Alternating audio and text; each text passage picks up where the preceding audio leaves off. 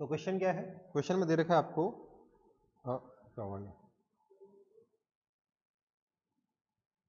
कि we have a conical pendulum with bob of mass small m and string of length capital L is rotating with angular velocity omega. ठीक है भैया, making an angle theta with the vertical. ठीक है, we need to find its angular momentum about point of suspension and axis of rotation. देखो भाई क्या है, हमारे पास एक कोनिकल पेंडुलम है कुछ ऐसा, स्ट्रिंग की लेंथ L दे रखी है, मास ऑफ बॉब M दे रखा है, ये इस तरीके से बॉब रोटेट कर रहा है ना। We need to find angular momentum of this bob about, पहला है पॉइंट ऑफ सस्पेंशन। अच्छा, ये एंगल थीटा दे रखा है आपको, ठीक है, इस पॉइंट के अबाउट आपको इस बॉब का एंगुलर मोमेंटम निकालना है। क्या करोगे, हम बोलेंगे कि मान लेते हैं ये ऐसे घूम रहा है, तो इस पॉइंट पे, इस मोमेंट ऑफ टाइम पे इसकी वेलोसिटी बाहर की तरफ है, ओमेगा दे रखा है, तो basically angular velocity omega into r हो जाएगी। लेट से ये रेडियस आर है, तो r is equal to l sine theta हो जाएगा, वी इज इक्वल टू कितना हो जाएगा, वी हो जाएगा omega r, that is equal to omega L sine theta. ये डिस्टेंस एल है, इसकी वेलोसिटी भी बाहर की तरफ है ना, देख सकते हो आप। तो हम देखेंगे जो एंगुलर मोमेंटम आता है, फर्स्ट पार्ट का answer about this point of suspension, angular momentum l vector is equal to, अच्छा एक काम करते हैं, एंगुलर मोमेंटम को भी एल से रिप्रेजेंट करें, तो इस लेंथ को मैं स्मॉल एल कर ले रहा हूँ, तो ये स्मॉल एल हो जाएगा, ये स्मॉल एल हो जाएगा, ठीक है। इस क्वेश्चन में आप इसको स्मॉल एल कर लीजिए। तो l vector is equal to r vector cross p vector. R कितना है, this length l, into p is m v, और दोनों के बीच में एंगल कितना है, एम वी तो प्लेन के बाहर की तरफ हो गया है ना, यहाँ पे वेलोसिटी तो बाहर की तरफ है ना प्लेन से, तो उसके लेंथ एल के साथ एंगल कितना है, 90 degree, sine 90 degree, that is equal to M V कितना, omega L sine theta, omega L square sine theta, sine 90 degree is 1। Direction क्या होगा इसका, आर इधर की तरफ, पी बाहर की तरफ, तो आप खुद देख लीजिए राइट हैंड थंब रूल लगा के, आर क्रॉस पी किधर आ रहा है, आर इधर है, देखिए आर इधर है, पी बाहर है, तो एंगुलर मोमेंटम आर के परपेंडिकुलर डायरेक्शन में ऐसे होगा, आर क्रॉस पी ऐसे। So this will be your direction of angular momentum l vector, r के भी परपेंडिकुलर, पी के ही परपेंडिकुलर, ऐसे आपका एंगुलर मोमेंटम आएगा फर्स्ट पार्ट का, ठीक है। सेकेंड पार्ट में हम क्या करेंगे, हमें निकालना है angular momentum of this motion about axis of rotation, इस एक्सिस के अबाउट क्या होगा, उसके लिए सीधे आर इंटू पी होगा, क्योंकि उसमें क्या यूज करते हैं, R into R perpendicular into P ना, that is equal to are perpendicular into P, this implies L is equal to are perpendicular is nothing but R L sine theta, और P भी perpendicular होता है, P perpendicular किसका, P वो वाला perpendicular जो कि एक्सिस के भी पी वो वाला जो एक्सिस के भी परपेंडिकुलर हो और आर के भी परपेंडिकुलर हो, दैट इज बाहर के वाला ऑलरेडी वही डायरेक्शन है, into r, p is m v, so this is simply m v l sine theta, where v is omega l sin theta, so that is m omega l square sin square theta। अगर हम first part का angular momentum देखें, ध्यान दीजिएगा बेटा, तो first part में angular momentum इधर था, सेकंड पार्ट में एंगुलर मोमेंटम का डायरेक्शन अगर आप देखोगे तो आर के परपेंडिकुलर, पी के परपेंडिकुलर, तो इधर हो जाएगा। अगर आप और गौर से करोगे तो देखोगे कि क्योंकि ये वाला एंगल थीटा है, ये वाला एंगल 90 डिग्री माइनस थीटा, इसलिए ये वाला एंगल थीटा। ये हुआ L1 बोल देता हूँ, इसको L1 वेक्टर बोलता हूँ, इसको L2 बोल देता हूँ। तो अगर आप देखोगे तो L2 is equal to L1 sine theta है। मतलब L1 तो आएगा, लेकिन एंगुलर मोमेंटम सिर्फ वो वाला काम में आएगा एक्सिस के अबाउट जो कि एक्सिस के अलोंग हो। मतलब किसी भी पॉइंट के अबाउट एंगुलर मोमेंटम निकाल लीजिए, कोई दिक्कत नहीं है। उसके बाद उस एंगुलर मोमेंटम का वो कंपोनेंट लीजिए जो एक्सिस के अलोंग हो, तो आपको angular momentum about the axis मिल जाएगा। सेम थिंग आप टॉर्क के लिए भी कर सकते हो। किसी पॉइंट के अबाउट टॉर्क निकाल लीजिए, उस एक्सिस के ऊपर रखे हुए किसी पॉइंट के अबाउट टॉर्क निकाल लीजिए, और जो टॉर्क आएगा उसका वो कंपोनेंट यूज करिए जो एक्सिस के अलोंग हो। ठीक है, इससे आपको net angular momentum about the axis या net torque about the axis मिल जाएगा। बेस्ट तरीका क्या है? R perpendicular into F perpendicular, खत्म। ठीक है, एफ परपेंडिकुलर कौन सा? जो एक्सिस के भी परपेंडिकुलर हो और आर के भी परपेंडिकुलर हो। ठीक है बेटा, या इस केस में r perpendicular into p perpendicular. कोई दिक्कत? आगे बढ़ रहा हूं।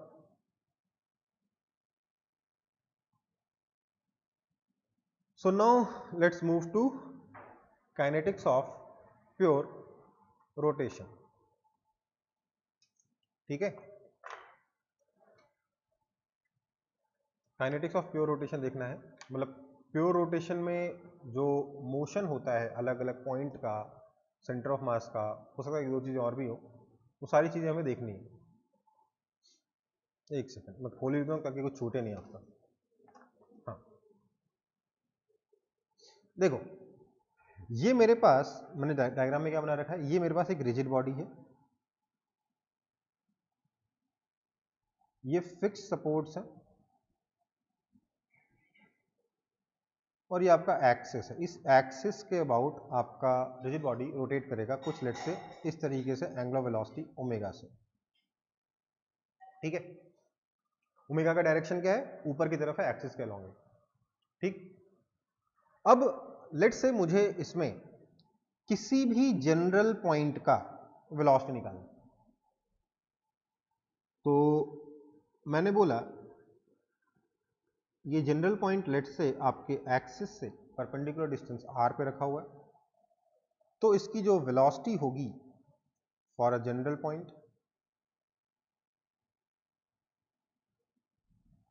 सीधी सी बात है, velocity will be omega vector cross r vector, या फिर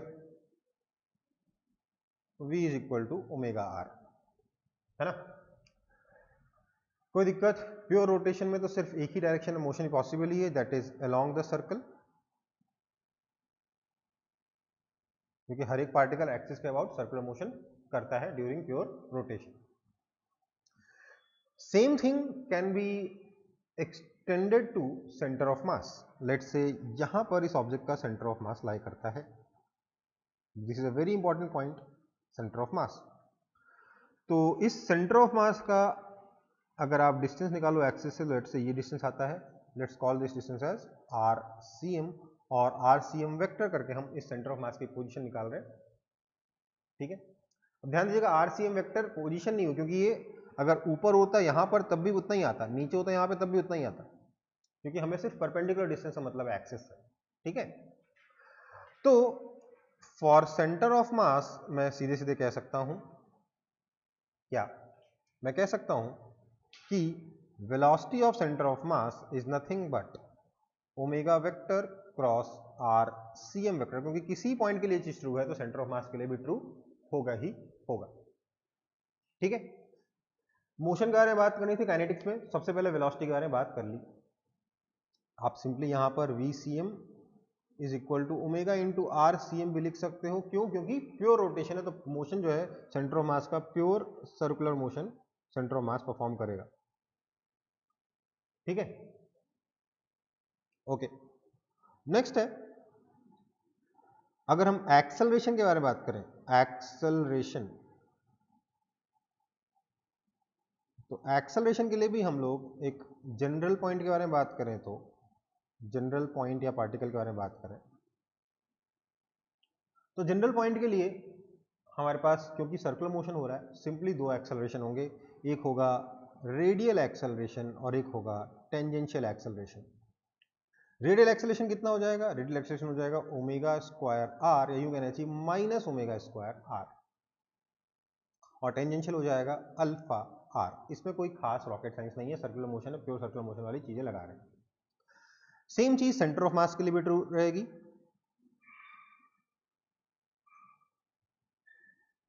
सेंटर ऑफ मास के लिए भी आप कह सकते हो कि इसका जो एक्सेलरेशन होगा सेंटर ऑफ मास का रेडियल डायरेक्शन में, that will be minus omega square r c m, और सेंटर ऑफ मास का एक्सेलरेशन टेंजेंशियल डायरेक्शन में will be equal to alpha into r c m. अगर वेक्टर की form में बात करें तो क्या लिखना चाहिए हमें इन दोनों केसेस के लिए भी? जो पॉइंट के लिए होगा वही सेंटर ऑफ मास के लिए होगा, इसलिए दोबारा नहीं लिखूंगा, बस पॉइंट के लिए लिख दे रहा हूं। रेडियल डायरेक्शन का एक्सेलरेशन तो simply minus omega square r vector लिख ही सकते हो, और टेंजेंशियल डायरेक्शन का एक्सेलरेशन कैसे आता है सर्कुलर मोशन में, कोई मुझे बताएगा? Alpha vector cross r vector से मिलता है। ठीक है, क्या जूम करें बेटा? कैसे जूम होगा ये?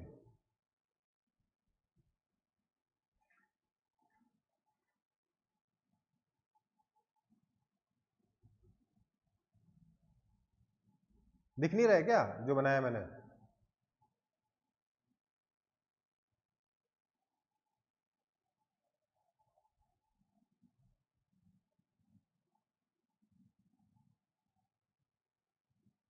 मैं तो वीडियोस चेक करके देखा हूँ कि वीडियोस में तो सही दिख रहा था, मोबाइल वगैरह पे सब पे।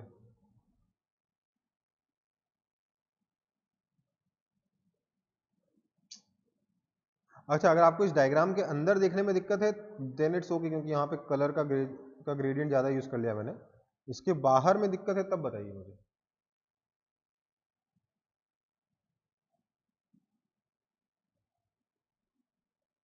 ठीक है, देखो डायग्राम के अंदर मैं जूम कर दूंगा तब भी क्लियर नहीं होगा उतना। इसको एक काम करता हूँ, कर ही लेता हूँ जूम लो। ठीक है,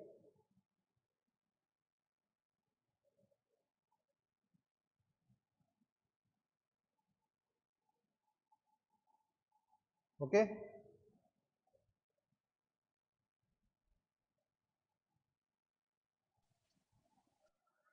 चलो, तो सेंटर ऑफ मास का एक्सेलरेशन भी हमने निकालना सीख लिया। ठीक है बेटा,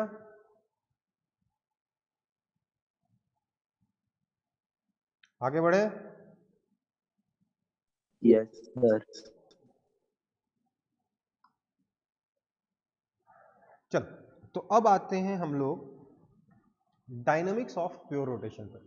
मतलब हम अभी तक तो सिर्फ मोशन देख रहे थे, मोशन में हमने क्या देखा? जनरल पॉइंट का मोशन और सेंटर ऑफ मास का मोशन। ऑब्वियसली बाकी तक तो पहले ही कर चुके रोटेशन के लिए। तो क्या क्या रोटेशन के लिए तो ऑलरेडी हम सारे काम कर चुके हैं ना। I omega is equal to omega naught plus alpha T, ये सब इक्वेशन तो देख ही चुके पहले ही। अब हम लोग डायनामिक्स ऑफ प्योर रोटेशन मतलब मोशन के कारणों के बारे में बात करेंगे, डायनामिक्स के बारे में बात करेंगे कि आखिर कितना फोर्स लग रहा है, क्या क्या एनर्जी है वगैरह वगैरह। तो उसमें प्योर रोटेशन में सबसे पहली चीज हम ये समझ सकते हैं कि l vector is equal to I omega vector. एकदम क्लियर है पहला पॉइंट? एरो से ना कंफ्यूजन हो जाएगा बाद में, तो मैं पॉइंट नंबर लिख देता हूँ। पहला पॉइंट तो क्या है? L vector is equal to I into omega vector, है ना? पर ध्यान दीजिएगा this is only valid for pure rotation.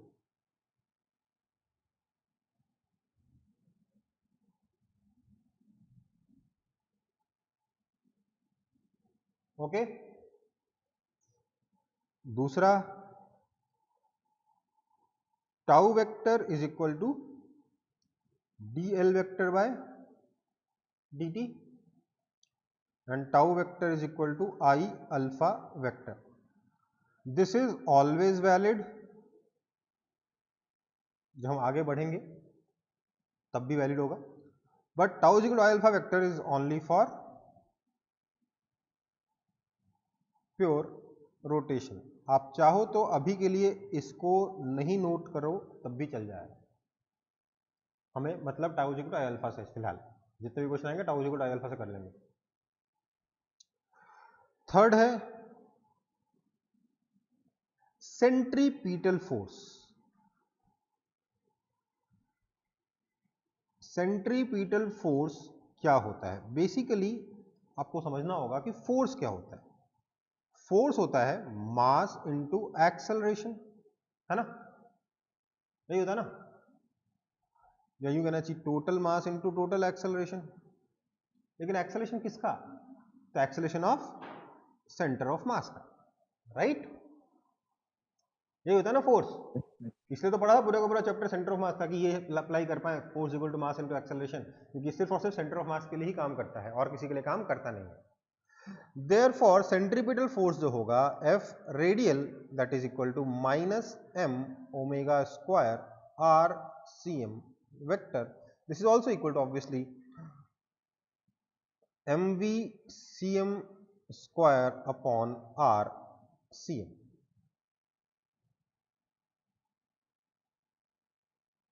तो सेंटर ऑफ मास का यूज करके आप फोर्स के बारे में कोई भी बात कर सकते हो। ध्यान दीजिएगा, कई लोग बोलते हैं सर हर जगह तो मास की जगह आई यूज होता है, वी की जगह ओमेगा यूज करते हैं, फोर्स की जगह टाउ यूज करते हैं, आई की जगह सॉरी एक्सेलरेशन की जगह अल्फा यूज करते हैं। तो नोट कर लीजिएगा यहां पे वो काम नहीं करना है। कई लोगों को मैंने अपने मन से ही फॉर्मूला बनाते देखा है कि सेंट्रीपिटल फोर्स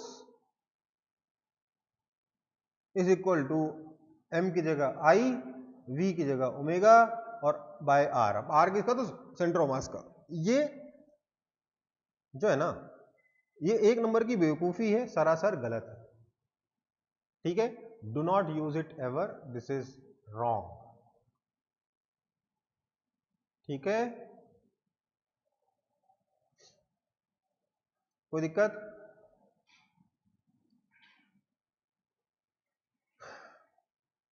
एक और फॉर्मूला देख लीजिए कि आपको जो टेंजेंशियल फोर्स लगना चाहिए होगा, जो लगेगा, that will provide for angular acceleration या फिर tangential acceleration, that is equal to mass into acceleration of centre of mass along tangential direction. ये चौथा है, tangential force that is equal to mass into alpha vector cross r c m vector. क्योंकि हम already kinetics में देख चुके हैं कि क्योंकि सेंटर ऑफ मास भी सर्कुलर मोशन कर रहा है, इसलिए सेंटर ऑफ मास का tangential acceleration alpha into r c m होता है ना बेटा?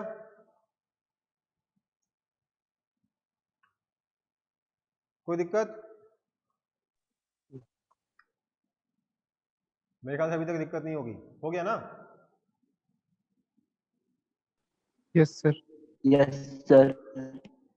नेक्स्ट, अरे जगह नहीं छोड़ी मैंने यहाँ पे, कोई बात नहीं। जो नेट फोर्स निकलेगा वो कितना हो जाएगा? Basically radial force plus tangential force vector form में, है ना? Yes sir. फोर्स के दोनों कंपोनेंट को ऐड कर दोगे, ऑब्वियसली वेक्टर एडिशन करोगे। नेक्स्ट है कि kinetic energy of rotation, kinetic energy of rotation is equal to half I omega square. अगर आपको याद हो तो यहीं से तो हम लोग शुरुआत किए थे मोमेंट ऑफ इनर्शिया पढ़ना, याद है? ये फॉर्मूला सबसे पहला फॉर्मूला जो हमने centre sorry moment of inertia sorry हमने रोटेशन में पढ़ा है, रिजिड बॉडी डायनेमिक्स में पढ़ा है, याद आया? भूल गए? Rotational kinetic energy half I omega square होती है, ठीक है?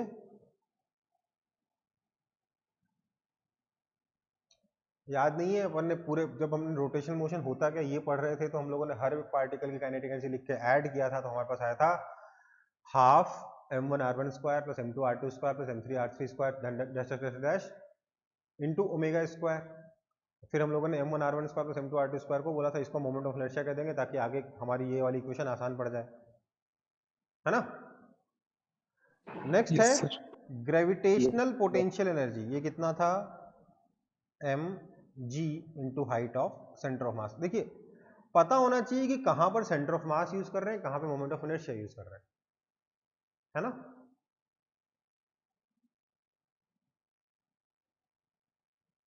बहुत जरूरी है।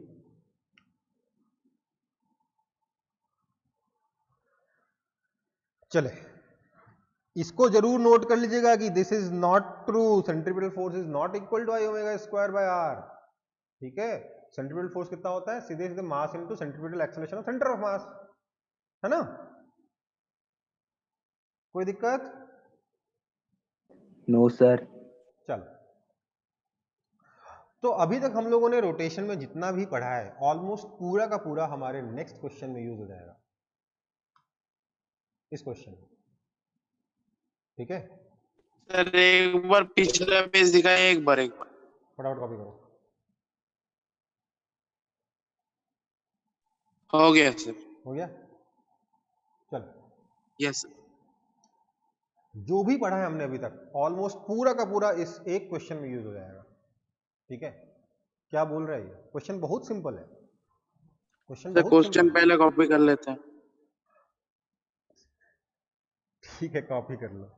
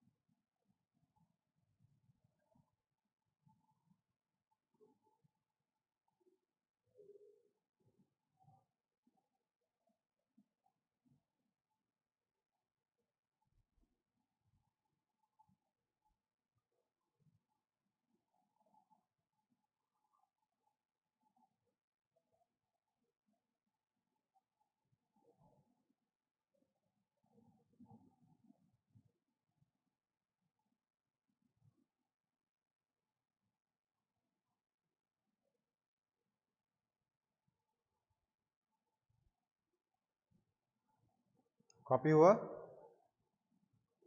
नहीं सर, एक मिनट।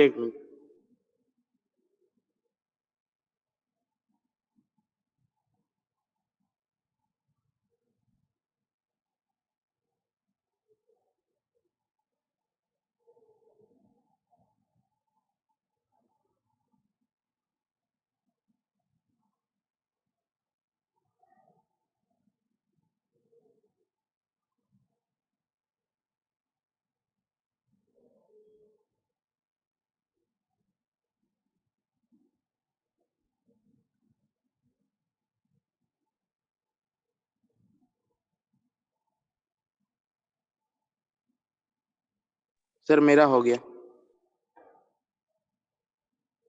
10 सेकंड और दे रहा हूं, उसका शुरू करूंगा।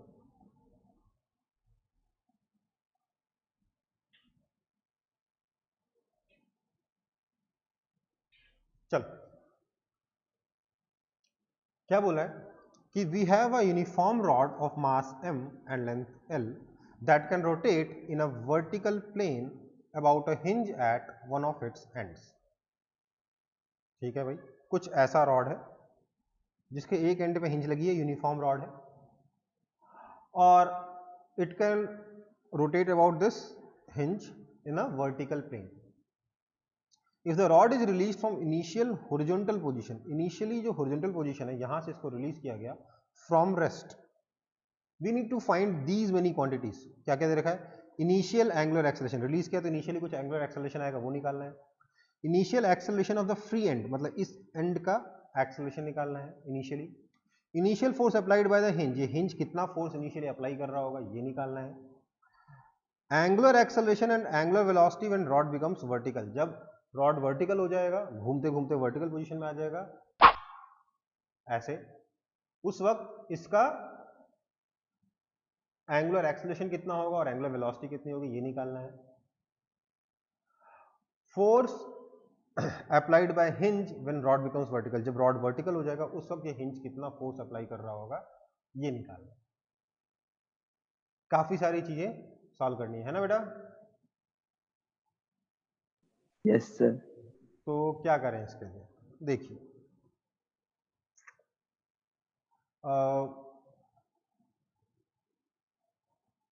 सबसे पहले तो यहाँ पे जगह ही नहीं है ना, तो नेक्स्ट पेज में सॉल्व करते हैं।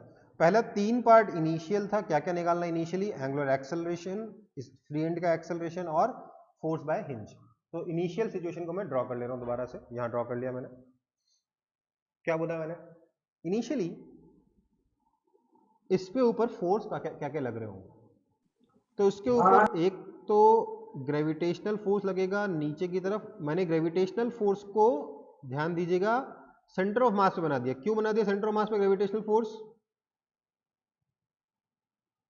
क्योंकि लास्ट क्लास में हमने बात की थी the point of application of force के बारे में, तो उसमें बताया था कि ग्रेविटेशनल फोर्स का पॉइंट ऑफ एप्लीकेशन होता है centre of gravity, not centre of mass but centre of gravity. And in uniform gravitational field centre of gravity is same as centre of mass. तो इसलिए यहां पर सेंटर ऑफ मास पे मैंने पूरा का पूरा mg फोर्स लगा दिया।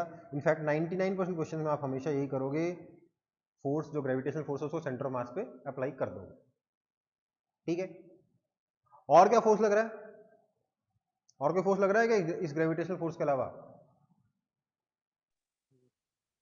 हाँ कोई तो बोलो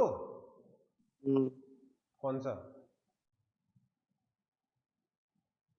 हिंज लगा रहा है, राइट, हिंज लगा रहा होगा, क्योंकि अगर हिंज नहीं होता तो सीधे नीचे गिर जाता। हिंज है इसलिए तो रोटेट किया, हाँ या ना। Yes sir. तो अब सवाल ये उठता है हिंज किधर फोर्स लगाएगा, तो जवाब ये हिंज किधर भी फोर्स लगा सकता है। तो अभी किधर लगाएगा मालूम नहीं, तो क्या करें, तो फोर्स किधर नहीं मालूम ना। कभी भी अगर ये नहीं मालूम कि किसी वेक्टर का क्या डायरेक्शन है, तो आपको 2 ऑप्शन होते हैं, या उस वेक्टर का मैग्नीट्यूड और डायरेक्शन अज्यूम कर लो वेरिएबल, या फिर उस वेक्टर के कंपोनेंट्स अज्यूम कर लो। कंपोनेंट्स अज्यूम करना हमेशा बेटर ऑप्शन होता है, तो मैं वही काम करूंगा। मैं यहाँ पर फोर्स जो ये हिंज लगा रहा होगा उसके 2 कंपोनेंट्स अज्यूम कर लेता हूँ। एक कंपोनेंट इधर की तरफ मान लेते हैं, एक कंपोनेंट ऊपर मान लेते हैं, ठीक है। ये कंपोनेंट हो गया fx, ये कंपोनेंट हो गया fy, ठीक है, कोई दिक्कत। अब फर्स्ट सबसे पहले मुझे निकालना है इस रॉड का एंगुलर एक्सेलरेशन।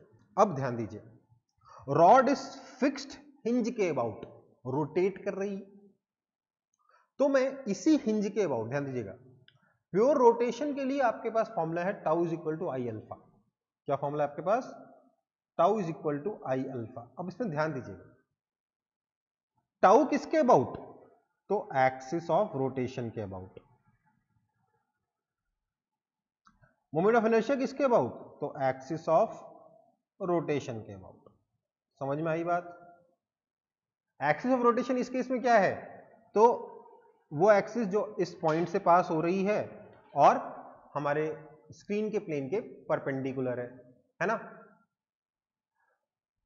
तो tau is equal to I alpha लगाएंगे, इस हिंज के अबाउट निकालेंगे, तो हम बोलेंगे टॉर्क कितना है बेटा, तो देखिए fx का टॉर्क 0 क्योंकि हिंज से पास हो रहा है, एक्सिस से पास हो रहा है। fy का टॉर्क 0 क्योंकि एक्सिस से पास हो रहा है। जो फोर्स एक्सिस से पास हो उसका टॉर्क कितना होता है, 0 होता है कि नहीं होता, है ना। तो बचा क्या, सिर्फ और सिर्फ mg का टॉर्क बचा कि नहीं बचा, हाँ या ना। Yes sir. तो हम Yes, लोगों को sir. सिर्फ mg का टॉर्क लिखना है। तो tau is equal to are perpendicular into f, that is equal to are perpendicular कितना है, ये रहा L/2 इंटू एफ mg। किस डायरेक्शन में होगा ये टॉर्क, कोई मुझे बताएगा?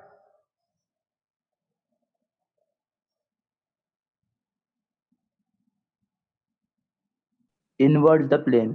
इनवर्ड होगा। आर परपेंडिकुलर इंटू एफ करोगे ना, आर उधर की तरफ एफ नीचे की तरफ, आर उधर की तरफ एफ नीचे की तरफ, फोर्स टॉर्क अंदर की तरफ, राइट है ना? हाँ है ना? Yes, sir. तो टॉर्क लगेगा अंदर की तरफ, आर परपेंडिकुलर इंटू एफ। ठीक है बेटा, तो टॉर्क लगा दिया हमने, दिस इज इक्वल टू, अच्छा अंदर की तरफ को हम लोग, और इस अंदर वाले टॉर्क की वजह से रोटेशन कैसे होगा, क्लॉकवाइज होगा। ठीक है, mg/2 टॉर्क है this. Now therefore mg/2 is equal to I alpha implies mg/2 is equal to I कितना है, इस एक्सिस के अबाउट I कितना है, ml²/3 है या 12 है? ml²/3. 3 है, 3. क्योंकि एंड के अबाउट निकाल रहे हैं, राइट? तो ml²/3 इंटू अल्फा, m ने m को मार दिया, l ने l को मार दिया, this implies we have alpha is equal to 3g/2l। First part तो हो गया, है ना? कोई दिक्कत? No. ओके, सेकंड पार्ट देखते हैं फिर। सेकंड पार्ट में क्या होगा, हमें निकालना है एक्सेलरेशन ऑफ दिस एंड, है ना? एक्सेलरेशन ऑफ दिस एंड, इसको मैं बोल देता हूँ, let's call this point P। हमें निकालना है सेकंड पार्ट में acceleration of point P is equal to कितना। तो पॉइंट P के दो एक्सेलरेशन होंगे, कौन कौन से, रेडियल एक्सेलरेशन और टेंजेंशियल एक्सेलरेशन। रेडियल एक्सेलरेशन कितना होता है, m omega square r, r यहाँ पे क्या है l, बट ओमेगा कितना है 0, क्योंकि रेस्ट से छोड़ा गया है, इसलिए रेडियल एक्सेलरेशन कितना है, 0 है। कोई दिक्कत? सॉरी m कहाँ से आ गया, ओमेगा स्क्वायर l है ना, एक्सेलरेशन निकाल रहा हूँ, तो ओमेगा स्क्वायर l होता है, ओमेगा कितना है 0, इसलिए एक्सेलरेशन रेडियल कितना हो गया 0, राइट? हाँ है ना, बोल दो। Yes, sir. और टेंजेंशियल एक्सेलरेशन कितना हो जाएगा बेटा, तो टेंजेंशियल एक्सेलरेशन होता है sir alpha into r, r इसका है l, that is equal to 3g/2l into l, l मर गया, that is equal to 3g/2। अरे g से बड़ा हो गया एक्सेलरेशन, ऐसा हो सकता है क्या? बिल्कुल हो सकता है, तभी तो आ रहा है आंसर। ध्यान दीजिए, इस पॉइंट P का एक्सेलरेशन g से ज्यादा है, ध्यान दीजिए इस चीज पे।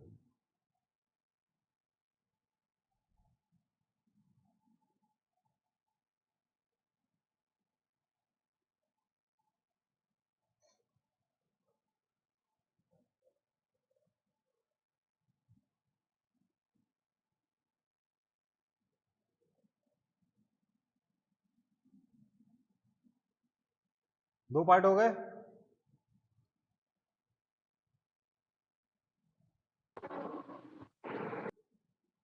दो पार्ट हो गए, okay. Yes, sir. Third part में हमें निकालना है force, to find hinge force, यही है ना काम थर्ड पार्ट में। अब देखो, फोर्स अगर आपको कभी निकालना हो, कभी भी फोर्स निकालना हो, तो हमें क्या चाहिए होगा, सेंटर ऑफ मास का एक्सेलरेशन।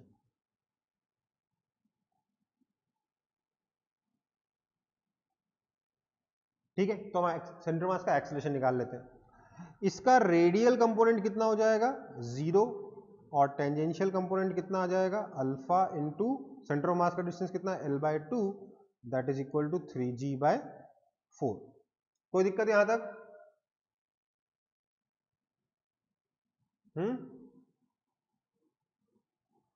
No, sir. तो हमने वो देखा, सेंटर ऑफ मास के दो एक्सेलरेशन है, ए टेंजेंशियल वाला 3g/4 और ए रेडियल वाला 0। ठीक है, सो मैंने इधर x डायरेक्शन ले रखा है, इधर y डायरेक्शन ले रखा है, तो मैं क्या बोलूंगा, this implies along x direction fx is equal to mass into 0, that is equal to 0, क्योंकि एक्सेलरेशन 0 है। ये दिख नहीं रहा होगा ना?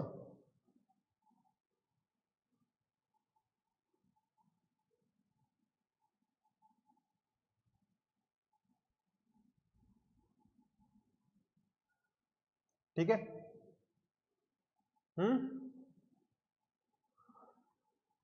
एंड अगर मैं along y बोलूं तो y डायरेक्शन में देखिए बेटा, क्या मैं लिख सकता हूं, ध्यान दीजिएगा बेटा, f Y minus M G is equal to m into minus 3g/4 लिख सकता हूं कि नहीं? यहां पे डायग्राम में देख के बताइए।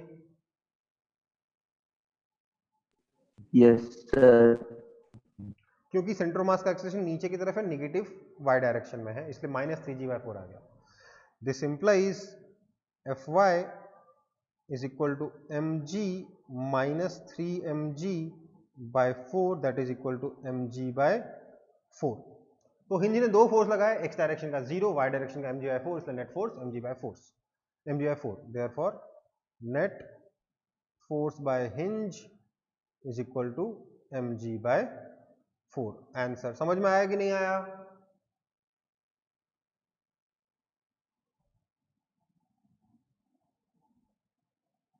समझ में आया कि नहीं?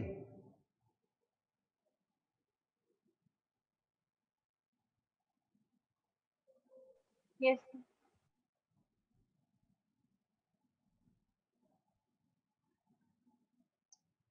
चलो फिर आगे बढ़ते हैं।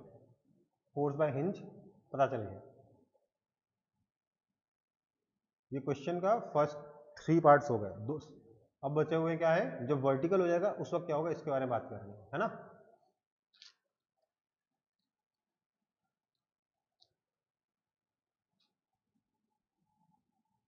कॉपी हो गया ये?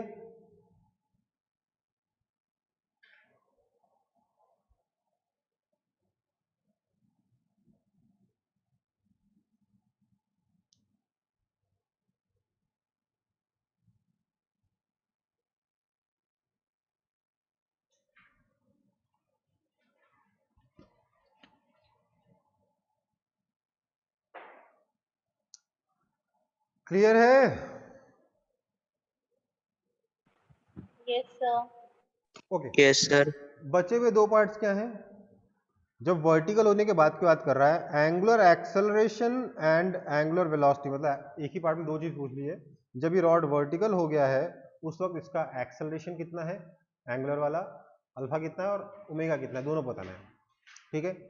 और सेकंड पार्ट में we need to find force applied by hinge when the rod becomes vertical. जब रॉड वर्टिकल हो जाएगी तो ये हिंज कितना फोर्स अप्लाई कर रहा होगा, ये निकालना है। ठीक है, मतलब ओमेगा, अल्फा और फोर्स, तीनों चीजें निकालनी है। ठीक है, ओके। तो वर्टिकल होने के बाद की सिचुएशन देखते हैं। यहां पहुंच गए। वर्टिकल होने पर भी इसके ऊपर सेंटर ऑफ मास पे ग्रेविटेशनल फोर्स लगाऊंगा ही मैं, क्योंकि जी तो यूनिफॉर्म है। So this force is equal to mg, यहां पे अभी भी एक्ट कर रहा है। और कौन फोर्स लगाएगा? हिंज लगाएगा। हिंज क्या क्या फोर्स लगाएगा? Fx मान लेता हूं और इधर Fy मान लेता हूं। हिंज का फोर्स जब भी लिखना हो ना बेटा, कंपोनेंट्स मान लो। ठीक है। पुली के लिए तो ऐसे काम किया था ना, जब पुली पे फोर्स निकालना होता था तो पुली को सपोर्ट कितना फोर्स लगा रहा होगा पुली के ऊपर, या पुली कितना फोर्स लगा रहा होगा, ये निकालने के लिए Fx Fy करते थे कि नहीं करते थे? याद है? भूल गए? कोई नहीं, रिवाइज कर लेना उसको भी। यहां पर Fx और Fy आया, mg नीचे लगा। तो मैं अगर यहां पर टॉर्क निकालूंगा अबाउट द एक्सिस, तो देखिए Fx एक्सिस से पास हो रहा है, टॉर्क 0। Fy एक्सिस से पास हो रहा है, टॉर्क 0। mg का भी लाइन ऑफ एक्शन जो है वो एक्सिस से ही पास हो रहा है, इसलिए torque 0। Now tau is equal to I alpha implies alpha is 0।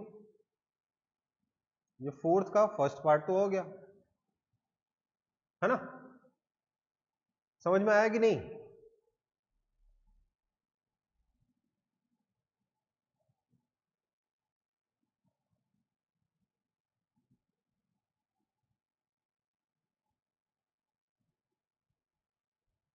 नहीं समझ में आया?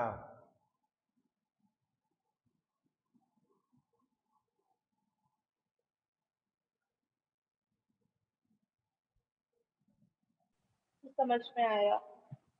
क्या होता है? आर इंटू एफ परपेंडिकुलर होता है ना, फोर्स का कोई परपेंडिकुलर कंपोनेंट समझ गए sir.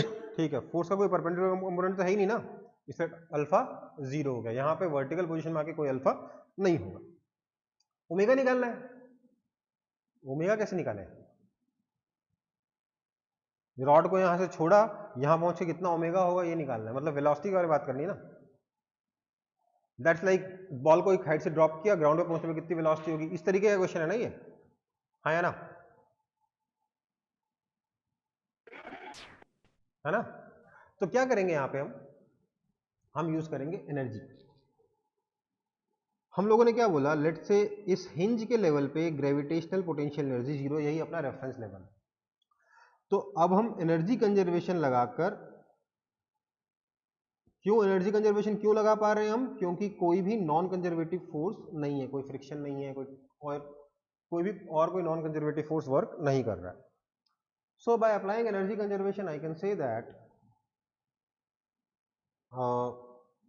U initial plus K initial is equal to U final plus K final. This implies initially center of mass यहाँ था, इसी लेवल पे था, तो इनिशियल ग्रेविटेशनल एनर्जी 0 है।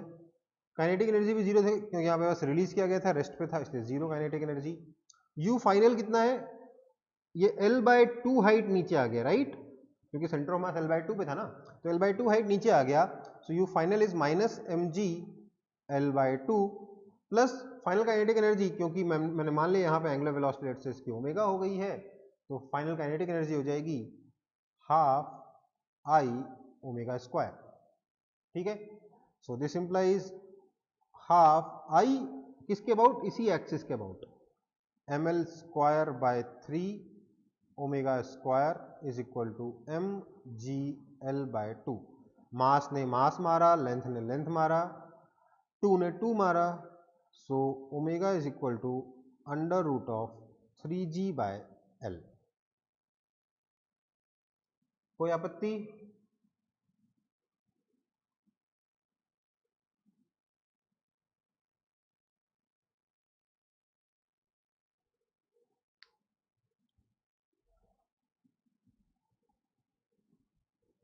चलो फोर्थ पार्ट भी हो गया, ठीक है,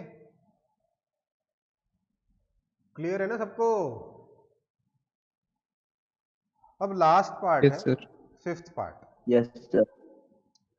फिफ्थ पार्ट में हमें क्या बताना है कि बताओ इस सिचुएशन में हिंज कितना फोर्स अप्लाई कर रहा होगा। हमने बोला ओके, फोर्स जो नेट होगा that will be equal to mass into acceleration of centre of mass. जब भी फोर्स निकालना ना बेटा यही क्वेश्चन लिख लेना, है ना? जो नेट फोर्स होगा हमेशा इसके बराबर होगा। सबसे पहले हम लोग सेंटर ऑफ मास की एक्सेलरेशन निकाल लेते हैं। एक्सेलरेशन ऑफ सेंटर ऑफ मास के दो कंपोनेंट, एक तो टेंजेंशियल और एक रेडियल। टेंजेंशियल कंपोनेंट कितना होगा, कोई बताएगा मेरे को? क्योंकि अल्फा 0 है तो क्या मैं बोल सकता हूं tangential acceleration is 0?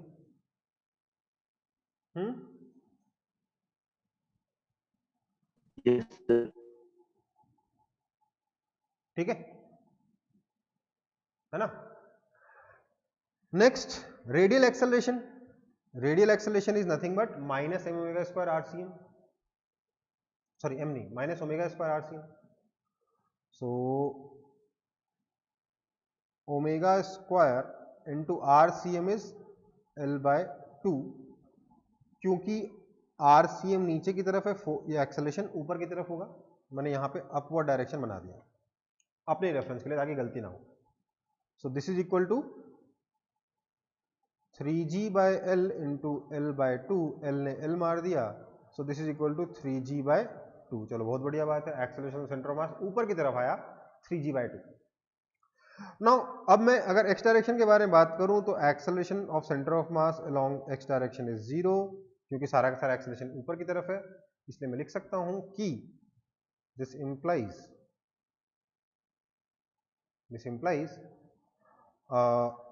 F X is equal to 0। Y direction के बारे में बात करूं तो क्या लिखूंगा, F Y minus M G. Y direction दो फोर्स लग रहे हैं ना, एफ वाई ऊपर की तरफ और एम जी नीचे की तरफ, right. So F Y minus M G is equal to क्या हो जाएगा, कोई बताएगा मुझे, m into acceleration of centre of mass that is 3g/2। so this implies Fy is equal to 5 mg/2 answer. ठीक है, x डायरेक्शन का 0 है, y डायरेक्शन का 5 mg/2 है, तो इसलिए यही आंसर होगा, है ना। कोई दिक्कत?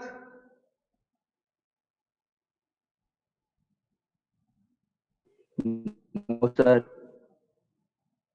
सबको क्लियर है नहीं है?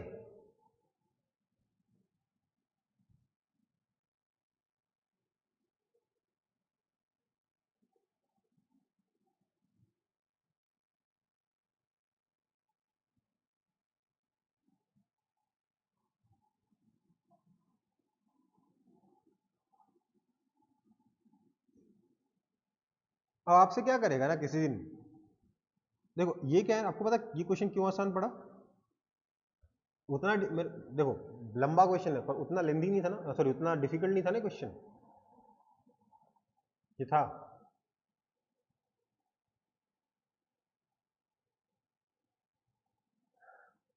देखो ये क्वेश्चन उतना ज्यादा डिफिकल्ट क्यों नहीं पड़ा मालूम है, क्योंकि मैंने इसके 5 पार्ट्स पूछे थे। अगर मैं सीधे आपसे 5th पार्ट पूछता ना तो डिफिकल्ट हो जाता, समझ में आई बात। या अगर आपसे सीधे ये पूछ लिया जाता कि रॉड को रिलीज तो हॉरिजॉन्टल पोजीशन से किया गया है, पर मुझे बताइए फोर्स बाय हिंज, जब ये रॉड इस तरीके से थीटा एंगल बता रहा हो तो इस वक्त फोर्स बाय हिंज कितना है ये बताइए। इसी क्वेश्चन में ये पूछ लिया जाता, कुछ नहीं और पूछा गया, सिर्फ ये पूछ लेगा थीटा एंगल में पहुंच गया तब बताइए फोर्स बाय हिंज कितना होगा, है ना। तो अब मतलब क्या है इसका, ये क्वेश्चन डिफिकल्ट क्यों लगेगा आपको, इसके दो कारण है। जो हमने अभी तक जो भी किया ना इस क्वेश्चन में, सारे के सारे वो सब कुछ इसमें एक क्वेश्चन में करना पड़ जाएगा। एक डिफिकल्टी इसमें ये है कि आपको, क्योंकि आप ध्यान दीजिएगा बेटा, यहाँ ये बहुत इंपॉर्टेंट पॉइंट बता रहा हूं, फोर्स बाय हिंज निकालने के लिए हमेशा इस चीज को ध्यान रखिएगा कि क्योंकि आप हमेशा सेंटर ऑफ मास के फोर्सेस को प्योर रोटेशन में दो कंपोनेंट से तोड़ रहे हो, कौन कौन से, रेडियल और टेंजेंशियल, इसलिए इट्स बेटर कि मैं Fx और Fy radial and tangential direction में लूं, हाँ या ना, ये बेटर होगा ना।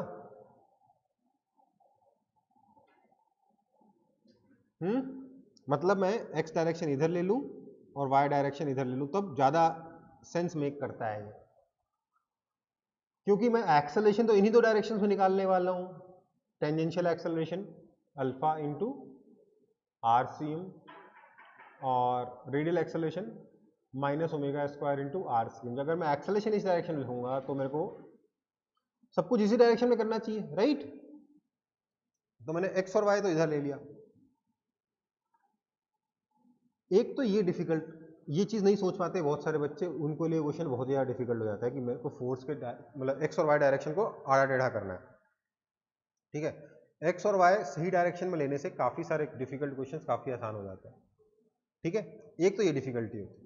दूसरी डिफिकल्टी जो ज्यादा बड़ा प्रॉब्लम है वो ये है कि आप लोग जब इस क्वेश्चन को देखते हो कि फोर्स बाय हिंज, तो यू एक्सपेक्ट कि ये क्वेश्चन 4 लाइन में सॉल्व हो जाना चाहिए, होगा है, होता नहीं है। आपको स्टेप बाय स्टेप सोचना पड़ता है कि कैसे मैं ये फोर्स बाय हिंज निकालूंगा। तो आपको क्या देखना पड़ेगा, आपको यहाँ पे Fx और Fy ऐसे मानकर आपको खुद सोचना होगा, Fx और Fy निकालने के लिए मेरे को इस सेंटर ऑफ मास के दोनों एक्सेलरेशन चाहिए, रेडियल एक्सेलरेशन और टेंजेंशियल एक्सेलरेशन, है ना। टेंजेंशियल एक्सेलरेशन के लिए मेरे को अल्फा चाहिए, है ना। टेंजेंशियल एक्सेलरेशन के लिए अल्फा चाहिए, अल्फा निकालने के लिए टाउ चाहिए। तो सबसे पहले तो टॉर्क निकालो इस सिचुएशन में, उस टॉर्क को यूज करके अल्फा निकालो, उसका अल्फा को यूज करके टेंजेंशियल एक्सेलरेशन निकालो। ठीक है, ये तो एक पार्ट हुआ है, ये सोचना पड़ेगा। अभी देखा क्वेश्चन में दिया जा रहा था पहले ये निकालो फिर ये निकालो फिर ये निकालो, यहां पे क्या होगा, इस लंबे क्वेश्चन में सीधे एक सोचना पड़ेगा। दूसरा, रेडियल एक्सेलरेशन निकालने के लिए क्या करना होगा, रेडियल एक्सेलरेशन का फॉर्मूला होता है ओमेगा स्क्वायर आरसीएम। तो ओमेगा स्क्वायर आरसीएम के लिए मेरे को ओमेगा चाहिए होगा, तो ओमेगा निकालना है। ओमेगा कैसे निकलेगा, एनर्जी कंजर्वेशन से। तो पहले ये सोचो ओमेगा निकालने के लिए एनर्जी कंजर्व करेंगे, ओमेगा आएगा, उससे रेडियल एक्सेलरेशन आएगा। उसके बाद एक और जो काम करना होगा वो ये कि आपको यहां पर जो ग्रेविटेशनल फोर्स लग रहा है mg, उसके दो कंपोनेंट करने पड़ेंगे, एक टेंजेंशियल और एक रेडियल। फिर कहीं जाके आप इस क्वेश्चन के आंसर तक पहुंच पाओगे। समझ में आया, समझ में आया? ये क्योंकि अगर आपसे डायरेक्टली पूछ लेता बताओ थीटा एंगल में जाने के बाद हिंज कितना फोर्स लगाएगा, तो क्योंकि आपको दो तीन चीजें एक्स्ट्रा सोचनी पड़ती, दो चीजें तो एक चीज तो एक्स्ट्रा सोचनी पड़ती, क्या कि एक्स और वाई किस डायरेक्शन में ले, और बाकी हमने इसमें 5 क्वेश्चन में जितना सोचा सारा का सारा एक ही क्वेश्चन में सोचना पड़ जाता। इन दो कारणों से ये क्वेश्चन थोड़ा सा आपको डिफिकल्ट लग सकता है। तो बात सिर्फ इतनी है कि कभी भी बड़ा क्वेश्चन आए तो डोंट अटैक इट डायरेक्टली। रुक जाओ, थम जाओ, सोच लो कि क्या चाहिए, वहां तक कैसे पहुंचूंगा, रास्ता पहले सोचो फिर ही कूदो, नहीं तो टाइम वेस्ट होगा और कुछ नहीं। ठीक है, बड़े क्वेश्चन सॉल्व करने के लिए ये टेक्निक बहुत जरूरी है। चलो आगे बढ़े। अगर किसी को समझ में नहीं आया हो इसके स्टेप्स क्या हैं, एक काम करना, खुद से ट्राई करना बिना कुछ देखे, और उसके बाद जो मैंने बताया ना उसको फॉलो करते हुए फिर से ट्राई करना। अगर खुद से हो जाता तो वेल एंड गुड, नहीं होता है तो जो जो मैंने बताया उसको फॉलो करते हुए वीडियो ऑन कर लेना। अच्छा पहले ये करना है, फिर ये करना है, फिर ये करना है, ये करते हुए खुद से ट्राई कर लेना। यू विल रियलाइज कि हाँ देयर इज नो स्टेप जो डिफिकल्ट है। डिफिकल्ट क्या है, उन सारे स्टेप्स को अपने दिमाग में कंपाइल करना कि पहले मेरे को ये स्टेप लगानी, फिर ये स्टेप लगानी, फिर ये स्टेप लगानी, फिर ये स्टेप लगानी। ठीक है, चलो आयुषी लास्ट स्टेप इसका या यहां पे जो बता रहा था उसका?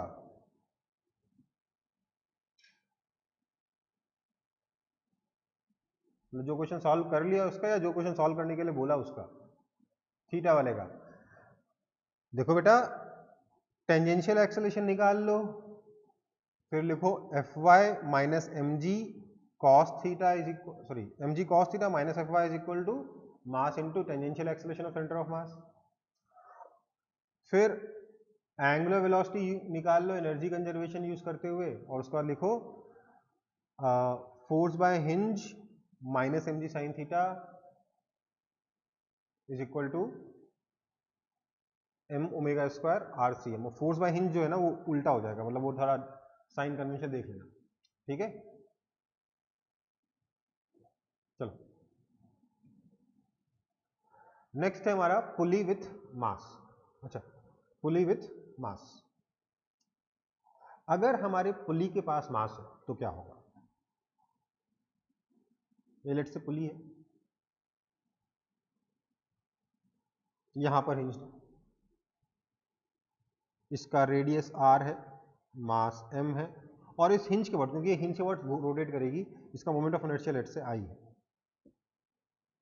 हिंज के बाद मैंने दो रस्सियां लगा रखी, मतलब एक ही रस्सी लगा रखी है, इधर और इधर दोनों तरफ टेंशन लग रहा होगा। ध्यान दीजिएगा बेटा, रस्सी अगर इस पुली के ऊपर जा रही है, हमेशा हम क्या बोलते थे, इधर का टेंशन T और इधर का टेंशन T इक्वल होगा, बोलते थे ना, बोलते थे कि नहीं? Yes, sir. पर अगर पुली के पास मास होगा तो दोनों तरफ का टेंशन डिफरेंट हो जाएगा। क्यों डिफरेंट हो जाएगा? क्योंकि वही टेंशन का जो डिफरेंस है उसी वजह से तो पुली रोटेट करेगी। वही तो फोर्स है पुली को रोटेट करने के लिए, उसी का तो टॉर्क लगेगा पुली को रोटेट करने के लिए। बीच में मास लग गया ना, बेसिकली बीच में मास अटैच हो गया ना पुली रस्सी के साथ, पुली का मास, इसलिए दोनों तरफ टेंशन अलग अलग हो गया। ठीक है, अब अगर मैं इसका एक्सेलरेशन ऐसे मान लेता हूं अल्फा, तो मैं क्या लिखूंगा, net torque is equal to I alpha, net torque is equal to I alpha. ठीक है, दिस इंप्लाइज नेट टॉर्क कितना है, मैंने ध्यान दीजिएगा अल्फा इस डायरेक्शन में क्लॉकवाइज डायरेक्शन में पॉजिटिव ले लिया, ये मेरा पॉजिटिव हो गया, ये मेरा नेगेटिव हो गया। ये जो स्टैंडर्ड कन्वेंशन होता है उसका उल्टा हो गया, मैंने क्लॉकवाइज को पॉजिटिव ले रखा है, एंटी क्लॉकवाइज को नेगेटिव ले रखा है। घबराने वाली बात नहीं है, मैं टॉर्क पे भी वही चीज लगाऊंगा जो अल्फा के लिए लगाया, अपने आप काम खत्म हो जाएगा। ठीक है, तो मैंने बोला टाउ नेट कितना हो जाएगा, T1 का टॉर्क निकालेंगे पहले, ये जो T1 फोर्स जो रस्सी इस पुली पे लगा रही नीचे की तरफ, उसका टॉर्क निकालेंगे, कितना होगा वो torque, that torque will be equal to R, this radius R into T1, और ये T1 का टॉर्क कैसा है, क्लॉकवाइज ही है, so this implies R into T1, और T2 का जो टॉर्क है R इधर T2 नीचे, अगर आप इसमें राइट हैंड थंब रूल लगाओगे तो you will find it to be in the opposite direction.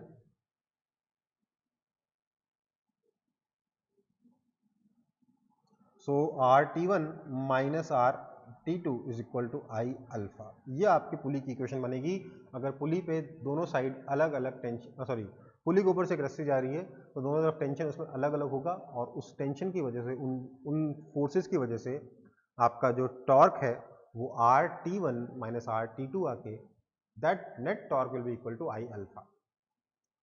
कोई दिक्कत है इसमें पुली विथ मास में, कॉन्सेप्ट में?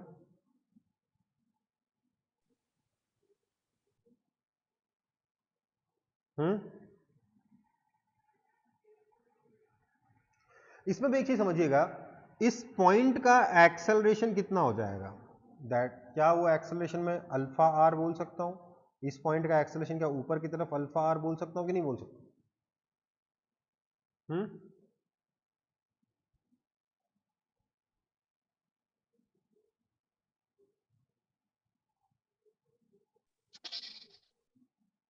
बोल सकता हूं ना? तो बेसिकली यहां पर जो रस्सी है इसका एक्सेलरेशन भी सेम ही होगा अल्फा आर, यहां पर जो रस्सी थी उसका एक्सेलरेशन ऊपर होगा अल्फा आर।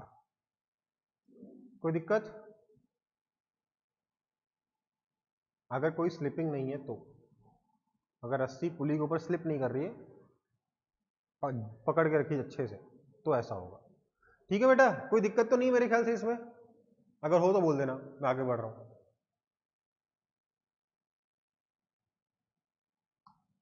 तो अब हम लोग रियल एटवुड मशीन के बारे में बात करेंगे, जो असली में जो एटवुड मशीन होती है जिसमें एक पुली के दोनों तरफ मास लगे होते हैं, उसके बारे में बात करेंगे। सिंपल सा क्वेश्चन है, find acceleration of blocks assuming no slipping and approximating pulley as disc. Pulley को डिस्क की तरह अप्रोक्सीमेट करके सॉल्व करना। ठीक है, तो इसका लेट्स से मैं रेडियस मान लेता हूं r, तो इसका मोमेंट ऑफ इनर्शिया I हो जाएगा mr²/2, है ना? ये अप्रोक्सीमेशन है, बाकी तो कोई अप्रोक्सीमेशन है नहीं। अब क्वेश्चन कैसे सॉल्व करूंगा, क्वेश्चन सॉल्व करने के लिए मैंने बोला, ध्यान दीजिएगा, क्वेश्चन सॉल्व करने के लिए मैंने कहा सबसे पहले देखो स्टेप्स वही रहेंगी जो हमने न्यूटन लॉज ऑफ मोशन में सीखी थी। सबसे पहले सारे फोर्सेस ड्रॉ कर लीजिए, नीचे लगेगा m2g, इधर लगेगा m1g, इधर लग गया मान लेते हैं T2, इधर लग गया मान लेते हैं T1, इसका एक्सेलरेशन नीचे a मान लेते हैं, इसका एक्सेलरेशन इधर a हो जाएगा। मान लेते हैं पुली का एक्सेलरेशन ऐसे अल्फा है। ठीक है, कोई दिक्कत?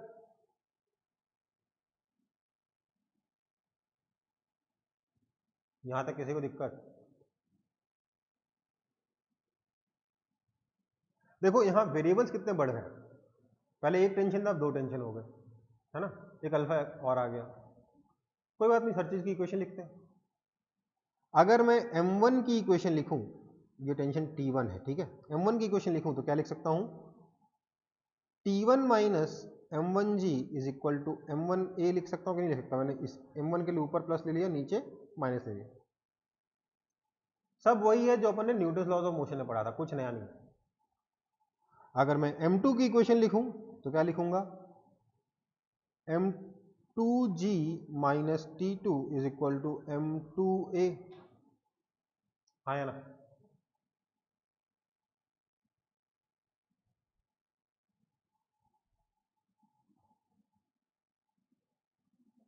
कोई दिक्कत?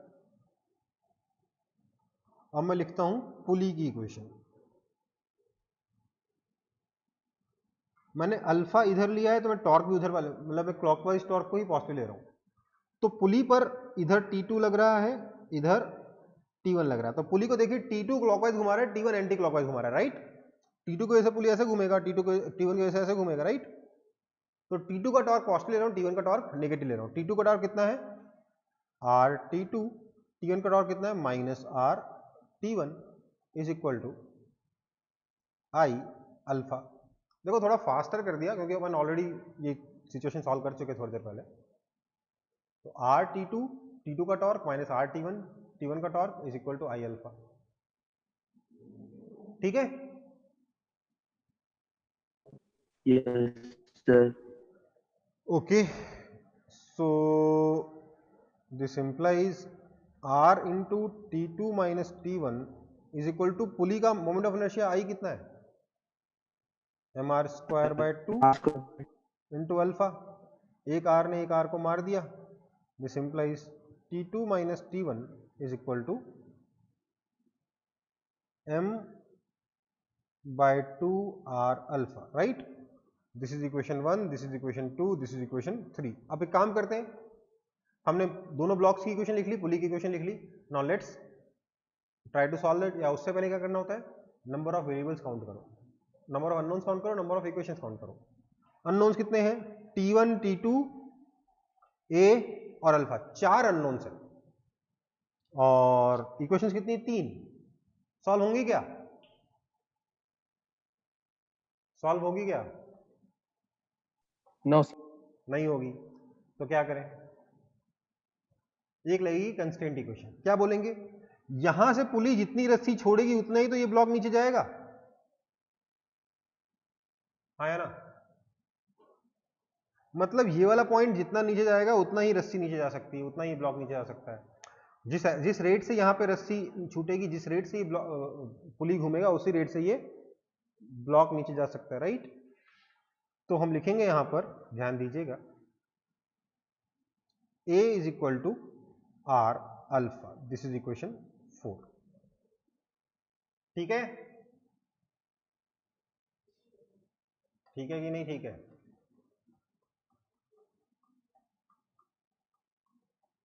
ठीक है सर, ठीक। अब हम R अल्फा यहां बिठा देंगे तो आ जाएगा T2 minus T1 is equal to m by 2 into A. This is equation 5 बोल देता हूं उसको मैं। अब मैंने बोला यहां plus T1 minus T2 plus T2 minus T1, तो मैंने 1 प्लस 2 प्लस 5 कर दिया।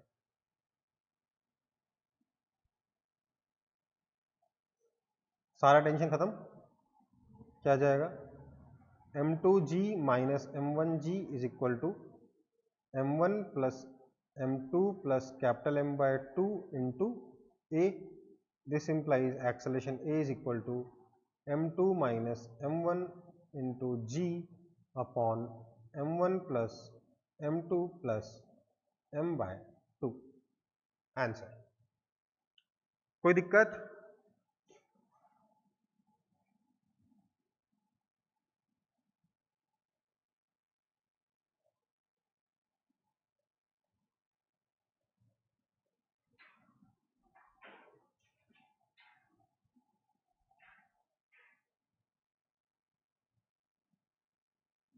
Any problem?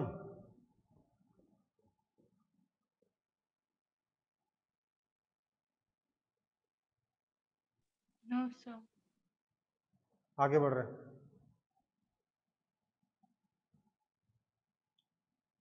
कॉपी हो गया ना ये?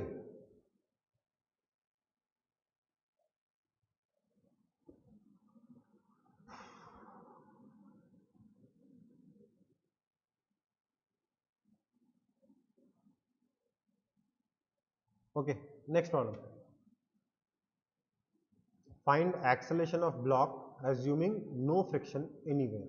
देखो ये फिक्स्ड है, ये इंक्लाइन प्लेन फिक्स्ड है, इंक्लाइन प्लेन के ऊपर ये पुली फिक्स्ड है, पुली से ब्लॉक को लटका दिया गया है। तो बोलोगे सर रस्सी का दूसरा एंड कहाँ जा रहा है? तो रस्सी को क्या किया, पुली के ऊपर लपेट दिया, जोर जोर से वाइंड कर दिया रस्सी को पुली के ऊपर। ठीक है, हमें बताना है कि इस ब्लॉक का एक्सेलरेशन कितना होगा अगर पुली की प्रॉपर्टीज ये रही, moment of inertia m, sorry mass m, moment of inertia i, radius r। हालांकि मास की जरूरत नहीं पड़ेगी बट फिर भी दे दिया। क्या करेंगे, एनी आइडिया? करना है क्या है सर? वही करना है जो अपन तब से करे आ रहे हैं, न्यूटन लॉज ऑफ मोशन से।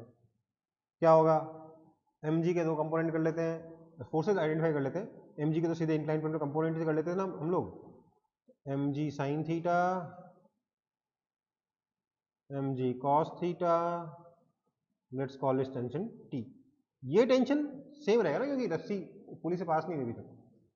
ठीक है, इसका मास है, मोमेंट ऑफ इनर्शिया आई है, रेडियस आर। लेट्स से कि इसका एक्सेलरेशन a होगा और इसका angular acceleration let's say alpha है। तो मैं क्या लिखूंगा, मैं लिखूंगा कि सबसे पहले तो mg sine theta minus T is equal to M A, मैंने इधर की तरफ प्लस और इधर की तरफ माइनस ले रखा है। mg sine theta minus T is equal to M A. कोई दिक्कत? कोई दिक्कत? ब्लॉक के लिए पुली की इक्वेशन क्या आएगी भाई, टेंशन टी का टॉर्क r इंटू टी, यही टॉर्क है जो कि पुली को घुमा रहा है। So this is equal to I into alpha. और थर्ड इक्वेशन कंस्टेंट की होगी, क्या होगी कंस्टेंट की इक्वेशन? कंस्टेंट की इक्वेशन होगी R alpha is equal to ए।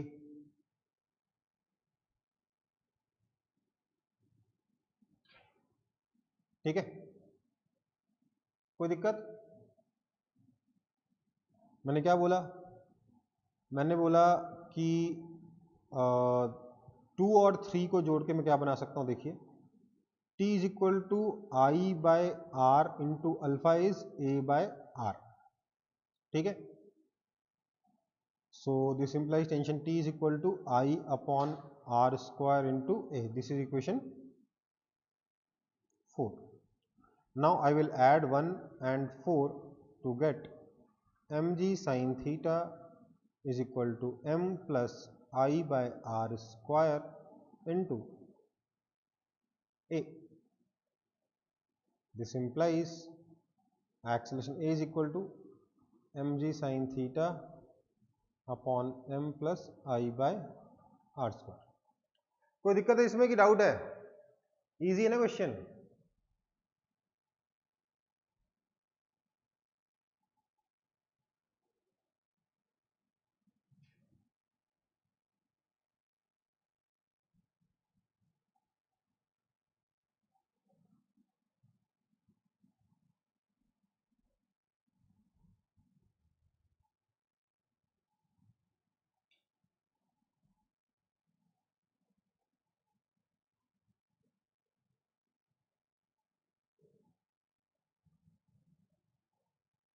देखो इस टाइप के क्वेश्चंस थोड़े डिफिकल्टी लेवल में काफ़ी ऊपर जा सकते हैं। जैसा कि आप सोच सकते हो कि आपके न्यूटन लॉज ऑफ मोशन में ही काफ़ी डिफिकल्ट चले गए थे, अगर वो सब इसके अंदर आ जाएगा तो ऑब्वियसली बहुत डिफिकल्ट क्वेश्चंस बनाए जा सकते हैं। ठीक है, बट ऐसे क्वेश्चंस आते नहीं है एग्जाम्स में। काफ़ी साल हो गए इस तरीके के क्वेश्चन आए हुए एग्जाम में, जो कुछ और ही पूछते हैं, रोटेशन में और भी बहुत चीज़ें पूछने के लिए वही सब पूछते हैं, ये पुली वाले क्वेश्चन ज़्यादा नहीं पूछते। लेकिन पुली वाले क्वेश्चंस करने से डेफिनेटली फ़ायदा होता है आपकी अंडरस्टैंडिंग डेवलप करने के लिए, इसलिए अगर कहीं पर मिले तो ट्राई जरूर करिएगा। नहीं तो वो जो दूसरे क्वेश्चंस पूछते हैं ना एग्जाम्स में वो भी नहीं बनेंगे। आगे बढ़ जाऊं? अब लगता है चैप्टर डिफिकल्ट लग रहा है, कोई जवाब ही नहीं दे रहा है, एकदम सबके होश उड़ गए कि क्या चल रहा है ये। अभी भी जवाब नहीं दे, इस बात का तो जवाब दे दो कि समझ में आया कि नहीं। Sir, किसी को नहीं आया? ठीक है भाई, नहीं जवाब नहीं समझ में आया तो पूछ लो, समझ में आ गया तो बोला आ गया। अच्छा, 2 लोगों ने बोला अभी तक समझ में आया।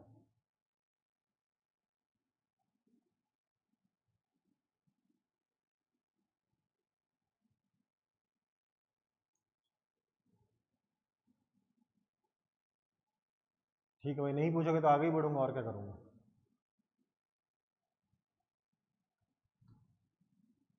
नेक्स्ट है हमारा radius of gyration. Next topic क्या है? Radius of gyration. ये क्या कहता है? इसमें हम चर्चा करेंगे कि this radius of gyration indicates how far is mass located from how far is mass located from the axis of rotation। Axis of rotation से कितना दूर रखा हुआ है मास, इसके बारे में हम यहां बात करेंगे। ठीक है, इफेक्टिवली। अब आप बोलोगे सर मास तो पूरा स्प्रेड है, तो हम कैसे बता देंगे कितना दूर रखा है? इफेक्टिवली एवरेज तौर पे मास कितना दूर रखा हुआ, इसके बारे में बात होती है। कुछ फंडा नहीं है, फालतू का टॉपिक है, एकदम बेकार है। क्या बोलता है? लेट से किसी ऑब्जेक्ट का मास m है और मोमेंट ऑफ इनर्शिया I है किसी एक्सिस के about, then radius of gyration, जिसको हम k से रिप्रेजेंट करते हैं, radius of gyration k is given by I equals to m k square. हम मानते हैं कि अगर सारा का सारा मास कितने डिस्टेंस पे रखा होगा, सो दैट इसका मोमेंट ऑफ इनर्शिया उतना ही आया जितना कि एक्चुअल में है। कहने का मतलब, लेट से मेरे पास एक स्फीयर है, अब मैंने सिर्फ स्फीयर लिखा है, तो कैसा स्फीयर है बताएगा कोई? सॉलिड। सॉलिड स्फीयर है जिसका मास m है, रेडियस r है, और मुझसे बोला बताओ इस एक्सिस के अबाउट इसका रेडियस ऑफ गायरेशन बताइए। मैं क्या बोलूंगा? रेडियस ऑफ गायरेशन कितना होगा? मान लेते हैं k है, तो moment of inertia I will be equal to m k square. This implies moment of inertia I कितना होता है? 2/5 mr स्क्वायर होता है, m k स्क्वायर, m ने m मार दिया। This implies radius of gyration k is equal to r times under root of 2/5। ये आपका आंसर। ठीक है, फालतू टॉपिक है, किसी काम का टॉपिक नहीं है, लेकिन पता नहीं क्यों लोगों को बहुत इंटरेस्ट है इस टॉपिक में। मान लो एक्सिस ये है, ये स्फीयर ही है, एक्सिस ये रही। अब आपको के बताना है रेडियस ऑफ गायरेशन कितना होगा, ये बताना है। क्या करेंगे? इसके इस एक्सिस को मोमेंट ऑफ इनर्शिया लिखेंगे। आई इज इक्वल टू कितना हो जाएगा? होता तो ये एम के स्क्वायर ही है, बट इस केस में आई कितना है? तो पैरेलल एक्सिस थ्योरम लगा के इसके अबाउट कितना था? 2/5 mr square plus r mr square जोड़ देंगे, तो 2/5 mr square plus mr square is equal to mk square. This implies mass तो कैंसिल ही हो गया, 7/5 r square is equal to k square. This implies k is equal to r root 7/5। ये answer हो गया। समझ में आया कि नहीं आया? लल्लू है ना चीजें। रेडियस ऑफ गायरेशन कुछ नहीं होता है, बस कितना दूरी पे एक्सिस से रखा हुआ मास, इसका मेजर है। मोस्टली हम लोग रेडियस ऑफ गायरेशन किसके लिए और लिखते हैं? About axis that passes through centre of मास, मतलब ऑब्जेक्ट की एक्सिस के अबाउट ही लिखते हैं मोस्टली। अगर कुछ और मेंशन नहीं है तो इट इज अज्यूम्ड कि रेडियस ऑफ गायरेशन अगर लिखा गया है तो it is written about the axis of object. Mainly हम लोग रेडियस ऑफ गायरेशन का यूज करते हैं डिस्क के लिए, रॉड के लिए, सिलेंडर के लिए, तो सबकी अपनी खुद की एक्सिस होती है, उसी के अबाउट हम लोग लिखना पसंद करते हैं रेडियस ऑफ गायरेशन। आगे बढ़े। Yes sir. नेक्स्ट टॉपिक है इक्विलिब्रियम।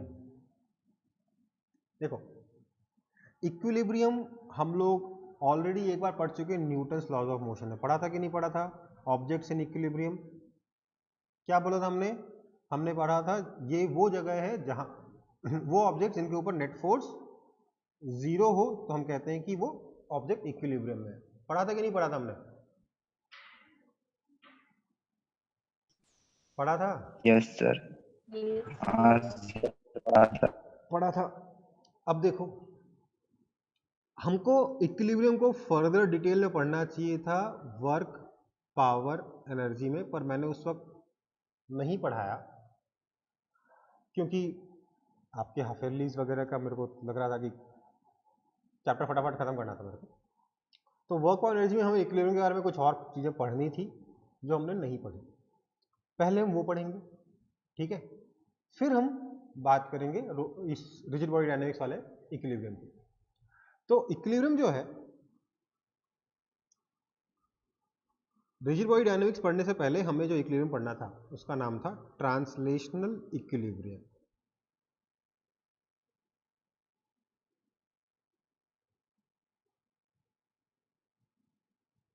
इक्विलिब्रियम एक और होता है, इसका नाम है रोटेशनल इक्विलिब्रियम।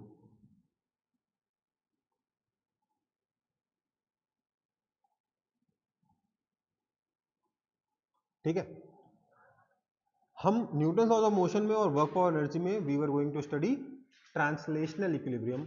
हम लोगों ने सिर्फ net force equal to zero किया था, वो ट्रांसलेशनल इक्विलिब्रियम के बारे में बात कर रहे थे। ट्रांसलेशनल इक्विलिब्रियम को हम ऑलरेडी जो थोड़ा बहुत जानते हैं उसको और डिटेल में भी पढ़ते हैं under the topic translational equilibrium. हमें पता है ट्रांसलेशनल इक्विलिब्रियम कब होता है, जब नेट फोर्स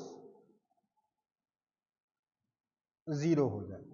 कभी भी अगर नेट फोर्स जीरो होगा तो हम कहते हैं कि ऑब्जेक्ट ट्रांसलेशनल इक्विलिब्रियम में है, मतलब उसके पास कोई एक्सेलरेशन नहीं होगा उस पॉइंट पे। अब ये इक्विलिब्रियम तीन तरीके के होते हैं, ट्रांसलेशनल इक्विलिब्रियम तीन तरीके के होता है। एक होता है स्टेबल, एक होता है अनस्टेबल, और एक होता है स्टेबल, अनस्टेबल और न्यूट्रल। ठीक है, स्टेबल इक्विलिब्रियम क्या होता है पहले ये समझते हैं। ये ऐसा इक्विलिब्रियम है, ध्यान दीजिएगा बेटा, मैं लिखवा नहीं रहा हूं क्योंकि मैंने जगह बहुत कम छोड़ी है। ये ऐसा इक्विलिब्रियम है, ध्यान दीजिएगा, ये ऐसा इक्विलिब्रियम है जिसमें कि अगर हम ऑब्जेक्ट को अपने इक्विलिब्रियम पोजीशन से मूव करें, अगर हम ऑब्जेक्ट को अपने इक्विलिब्रियम पोजीशन से मूव करें तो वो ऑब्जेक्ट अपने आप वापस से इक्विलिब्रियम पोजीशन पे आ जाए। समझ में आई बात? अगर ऑब्जेक्ट को इक्विलिब्रियम पोजीशन से रिमूव करने पे ऑब्जेक्ट दोबारा से इक्विलिब्रियम पोजीशन पे आ जाता है तो हम कहते हैं कि ऑब्जेक्ट स्टेबल इक्विलिब्रियम में है। कहने का मतलब ये है, अच्छा लिख ही लेते हैं, if on moving an object slightly from its equilibrium position, it returns to equilibrium after releasing the equilibrium is stable equilibrium। ये कब होगा? ये तब होगा जब आपके पास कोई रीस्टोरिंग फोर्स होगा। अगर रीस्टोरिंग फोर्स होगा तो आपके पास स्टेबल इक्विलिब्रियम होगा, नहीं तो स्टेबल इक्विलिब्रियम नहीं होगा। ठीक है, समझ में आई बात? रीस्टोरिंग फोर्स होगा तब आपका स्टेबल इक्विलिब्रियम होगा। फॉर एग्जांपल मान लेते हैं ये मेरे पास कोई खाई है, खाई समझते हो? चलो खाई मत सोचो, कोई ट्रफ, क्रेस्ट एंड ट्रफ समझते हो ना, तो ट्रफ है। अगर मैं ऑब्जेक्ट को यहां रखूं, किसी भी ऑब्जेक्ट को, ये काम करता हूं, उसका कलर चेंज कर लेता हूं।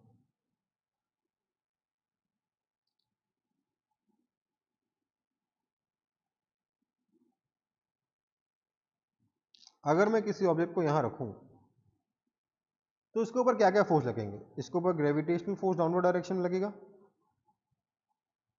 है ना, और नॉर्मल फोर्स ऊपर की तरफ लगेगा।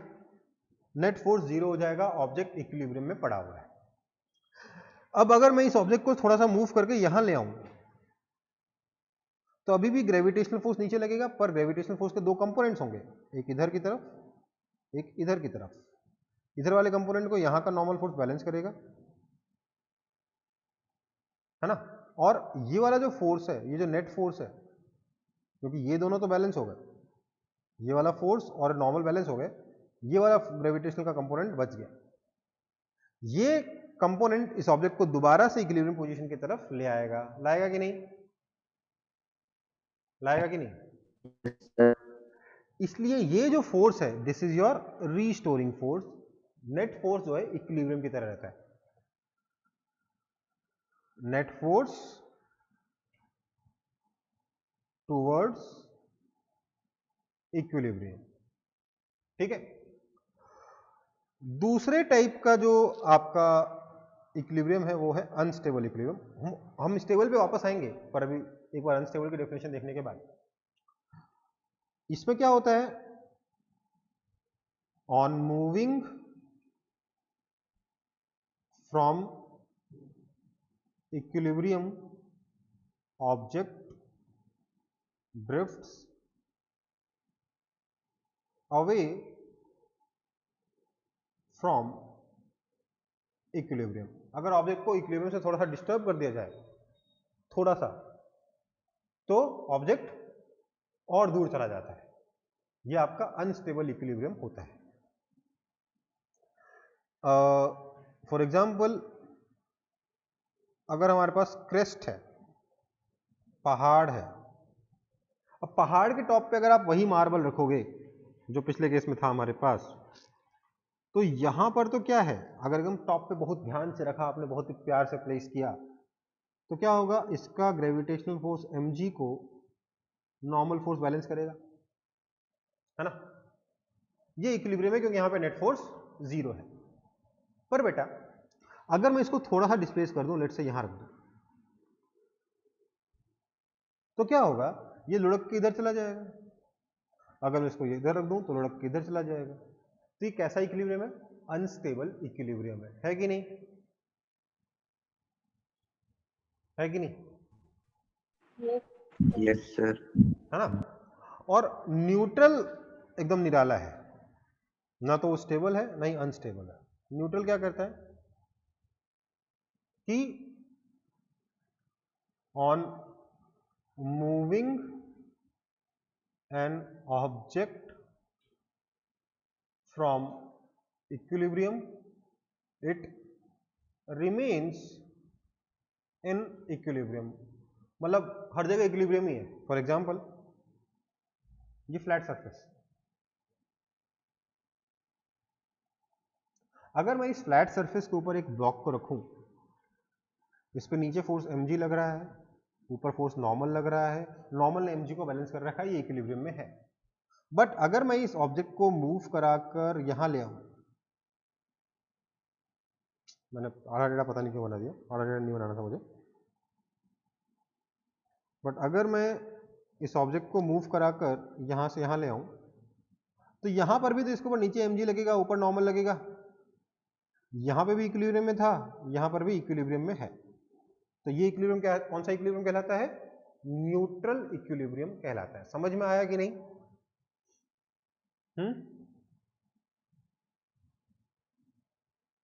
समझ में आया कि नहीं? ठीक है। Yes sir. तो न्यूट्रल के बारे में तो कोई खास चर्चा करने लायक कुछ है नहीं, इसको तो छोड़ देते हैं। चर्चा करनी है स्टेबल और अनस्टेबल की। सबसे पहले तो इक्विलिब्रियम का मतलब क्या है? Net force zero. अब बस उसमें और क्या खास बातें हैं ये समझते हैं। मैंने बोला स्टेबल में रीस्टोरिंग फोर्स लगेगा, मतलब जो फोर्स का डायरेक्शन होगा ना, वो इक्विलिब्रियम से डिस्प्लेसमेंट के अपोजिट डायरेक्शन में होगा। मैं इसको राइट में लगेगा तो फोर्स लेफ्ट में लगेगा, लेफ्ट में लगेगा तो फोर्स राइट में लगेगा। इसका एक और एग्जांपल बताते हैं।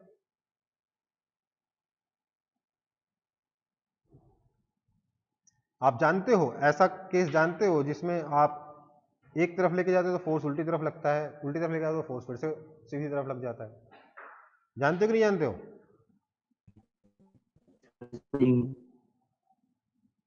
जानते हो ना? इसमें क्या होगा, अगर मैं इसको इधर लेके जाता हूँ, x डिस्टेंस है तो फोर्स इधर लगेगा, और अगर मैं इसको डिस्टेंस x इधर लेके जाता हूँ तो फोर्स इधर लगेगा, है ना? हाँ है ना? तो ये क्या है, एक stable equilibrium. This is an example of stable equilibrium. ठीक है, अब स्टेबल इक्विलिब्रियम की और अनस्टेबल इक्विलिब्रियम की के बारे में एक बात हम एनर्जी के टर्म्स में करेंगे। इन टर्म्स ऑफ एनर्जी अगर आप बात करोगे तो at stable equilibrium potential energy is minimum. ध्यान रखिए, स्टेबल इक्विलिब्रियम वो पोजीशन है जहां पे ऑब्जेक्ट जाना चाहता है ना, वहां पे बहुत खुश है, वहां पे दुख कम है, पोटेंशियल एनर्जी कम है। देखो, हाइट मिनिमम है, पोटेंशियल एनर्जी मिनिमम है, एक्सटेंशन मिनिमम है, पोटेंशियल एनर्जी मिनिमम है ना? वहीं एट अनस्टेबल आप बैलेंस करने की कोशिश तो कर रहे हो ऑब्जेक्ट को, बोल रहे मेरे को तेरे पर कोई नेट फोर्स नहीं लगाऊंगा, तू रह जा यहाँ पे, रुक जा, बैलेंस हो जा, और बोलेगा नहीं मेरे को रहना ही नहीं है। क्यों? मैं बहुत दुखी हूं, मेरे को बहुत ज्यादा हाइट पे रख दिया तुमने, मैं दुखी हूं, इतना ऊंचा मुझे रहना ही नहीं, मेरे को नीचे जाना, अर्थ मुझे नीचे बुला रहा है, मुझे नीचे प्यार मोहब्बत मिल रही है, ऊपर मेरे को दुख मिल रहा है, ऊपर मेरा पोटेंशियल एनर्जी मैक्सिमम है। तो at unstable equilibrium potential energy is maximum. और न्यूट्रल के केस में तो पोटेंशियल एनर्जी कांस्टेंट ही रहती है, इसीलिए वो न्यूट्रल बना रहेगा। ठीक है बेटा, कोई दिक्कत?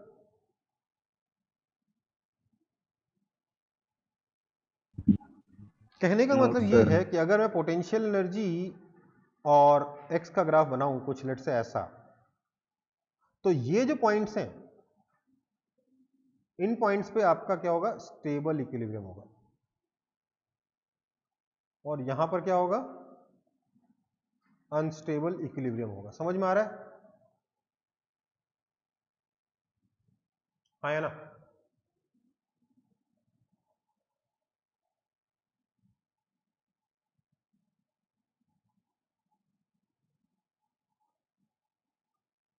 तो ये तो बात हुई आपके ट्रांसलेशनल इक्विलिब्रियम की।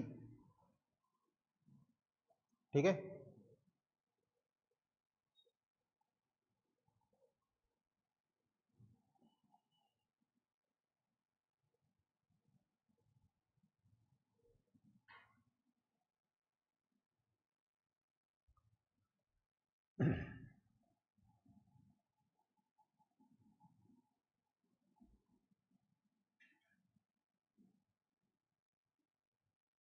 ये u versus x graph clear है ना सब लोगों को? Yes, sir. ठीक है बेटा, देखो रोटेशनल इक्विलिब्रियम नहीं, अभी मैं ट्रांसलेशनल ही पढ़ा रहा हूँ, थोड़ा सा एक चीज बच गया, जगह नहीं बची है, बाद में मिटा दूंगा इसको। ट्रांसलेशनल इक्विलिब्रियम में कंटिन्यू कर रहा हूं मैं। अगर मैं फोर्स और एक्स के बीच में ग्राफ बनाता हूं लेट्स से ऐसा, तो इसमें मुझे बताइए कि अच्छा इतना नहीं बनाता हूं, थोड़ा एक काम करता हूं।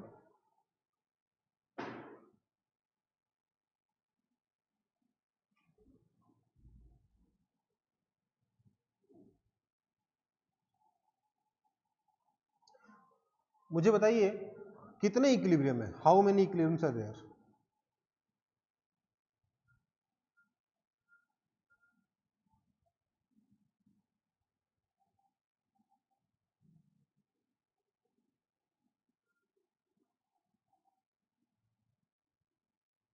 सब लोग टाइप करके बताइए फटाफट, कितने इक्विलिब्रियम है यहाँ पे?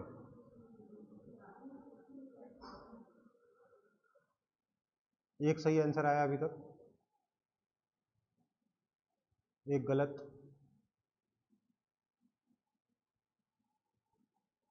एक और गलत,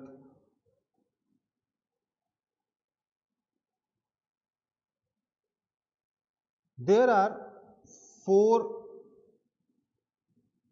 इक्विलिब्रियम्स कौन कौन से? तो ये वाला, ये वाला, ये वाला और ये वाला। ध्यान दीजिए, फोर्स है, एनर्जी नहीं है। इक्विलिब्रियम वहां होता है जहां फोर्स जीरो हो, मैक्सिमम पे नहीं होता। मैक्सिमम और मिनिमम पोटेंशियल एनर्जी का होता है। ठीक है, क्लियर है? जिन लोगों ने आंसर 3 दिया है, this is not equilibrium, this is not equilibrium, this is not equilibrium, क्योंकि यहां पे नेट फोर्स जीरो नहीं है। ओके, नेट फोर्स कहां कहां जीरो? इन 4 जगहों पे जीरो। अब इसमें से मुझे बताना है, लेट्स इनका नाम देता हूं मैं, A B C D. Identify stable and unstable equilibriums. A B C D में से कौन कौन से स्टेबल है, कौन कौन से अनस्टेबल है? तो मुझे बताइए स्टेबल कौन कौन से हैं? खुद से दिमाग लगा के बताने की कोशिश करिए, खुद से सोच के।